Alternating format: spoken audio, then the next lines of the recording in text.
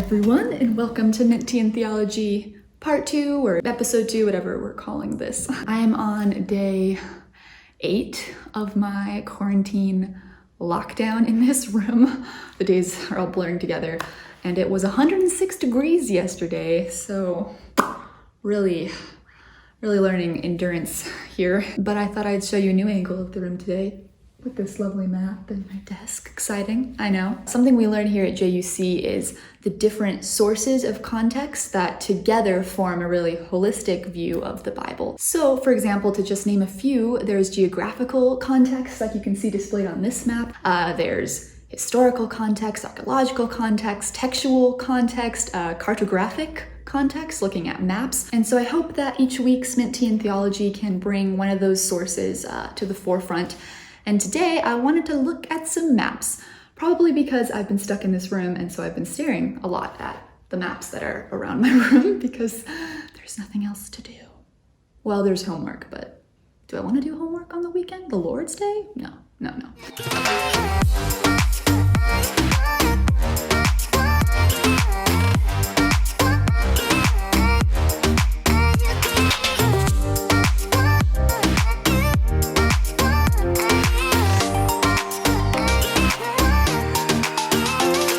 So anyways, I digress. Back to the story we will be looking at today. You can find it in 1 Kings 18 and 19. If you want to pause this and go read it now, I definitely encourage that.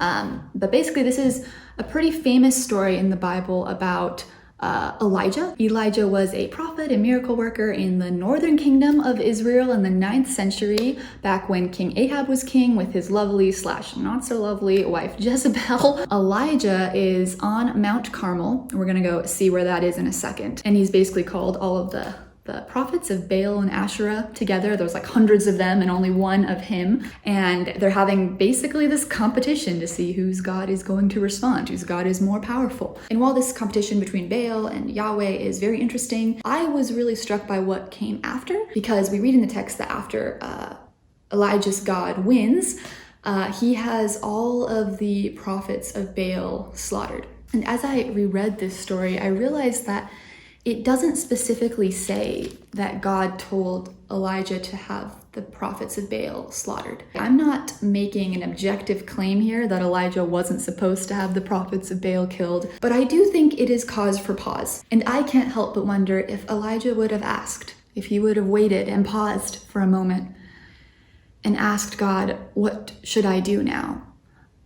I wonder if God would have shown mercy on these prophets. We know that our God is a God who is constantly seeking to bring people back, to restore a relationship rather than break it. You know, that made me think, I wonder if Elijah started out, I think as so many of us have experienced in our own way, doing the will of the Lord and wanting to please the Lord and wanting to do what's right, but then became so frustrated and angry or set in his way that he assumed what God wanted rather than asking, that he took matters into his own hands, and those hands led him to bloodshed, led him to maybe kill more people than needed to die that day. In the second part of the story, Elijah is described as really fleeing the scene because Jezebel found out what he did to her prophets of Baal, and she is coming after him. And so he is fleeing, and I want to show you where Elijah ends up going on this map over here.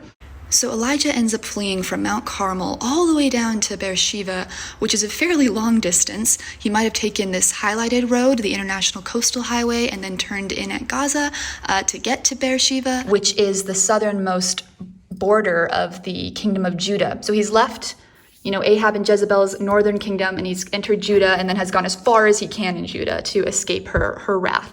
And then the story goes on that he ends up traveling out into the wilderness and having this experience under a tree where God sends an angel to replenish his strength because he keeps saying, I can't go on. The journey is too much for me. And then he travels for 40 days and 40 nights through the wilderness, really off this map, and into the Sinai Peninsula, which is right here.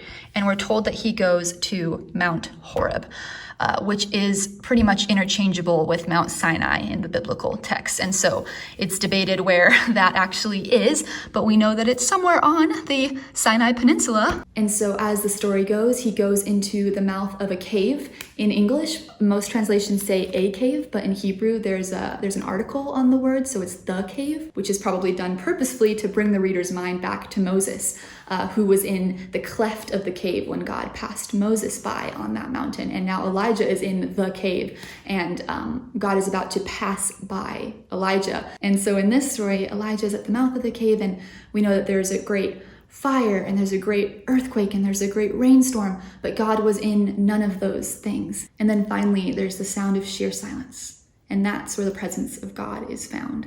You know, long and difficult journeys, especially through the wilderness, are used throughout the Bible. And so I can't help but wonder, as I look at these stories, if this journey through the wilderness, across the whole territory of the land of Israel and Judah, if that could have been God's way of reorienting, reshaping Elijah's heart, reminding Elijah of who he is.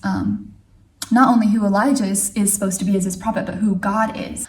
Someone that he needs for life. He needed to depend on God throughout this journey. God had to feed him in the wilderness. He wasn't able to do it on his own.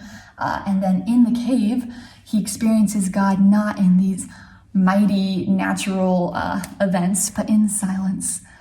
Something that would cause Elijah to just have to be still and receive who God is.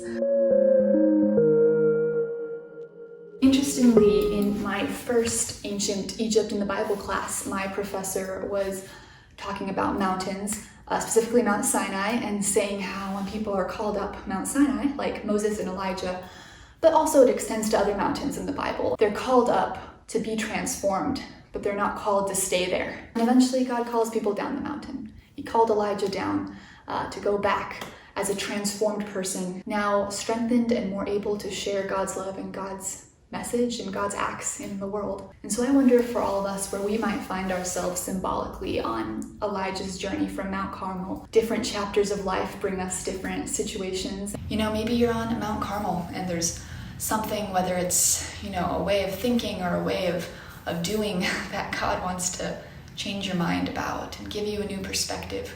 Or maybe you feel like you're under the tree and you're just emotionally and spiritually exhausted. And maybe God wants to bring you on a journey that, yes, it is long and it can be a difficult journey, but ultimately it's through the journey that he strengthens Elijah. Or maybe you have had that journey, you are on Mount Horeb and you are ready to now go back down and go back into the world and see what God has for you to do. I can tell you as someone who just experienced this crazy, tiring journey to get to Israel and then have now not left this room in 8 days. Looking at the story this way has changed my perspective and has helped me reinterpret this time in this room. Something that was at first so frustrating and annoying and a place where I felt restless has now become a sanctuary because I believe God is meeting me in this place. And so wherever you find yourself today, I hope you feel God's guidance and walk with him on the journey from Mount Carmel to Mount Horeb and back down into the world. Thanks for watching this week's episode of Tea and Theology, and I'll see you next time.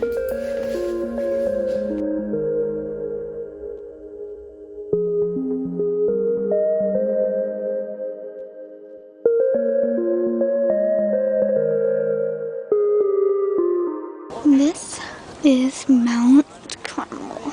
This is where Elijah faced off with the prophets of Baal. And you know who won. Thanks for watching.